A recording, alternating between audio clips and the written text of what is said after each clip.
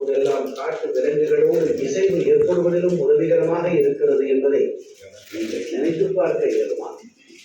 சில நாட்கள் கழித்து மார்ச் மாதம் 3ஆம் தேதியன்று உலக வன உயிரின நாள் வரவிருக்கிறது.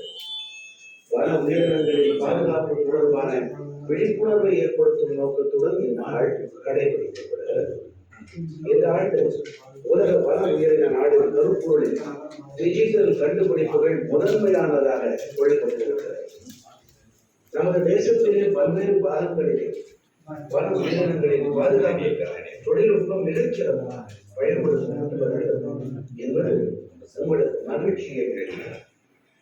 கடந்த சில ஆண்டுகளில் அரசு முயற்சிகள் காரணமாக தேசத்தில் புலிகளின் எண்ணிக்கை அதிகரித்திருக்கிறது. சந்திரபுர் புலிகள் சரணாலயத்தில் புலிகளின் எண்ணிக்கை 250க்கும் அதிகமாகி இருக்கிறது. சந்திரபுர் மாவட்டத்தில் மனிதர்களுக்கும்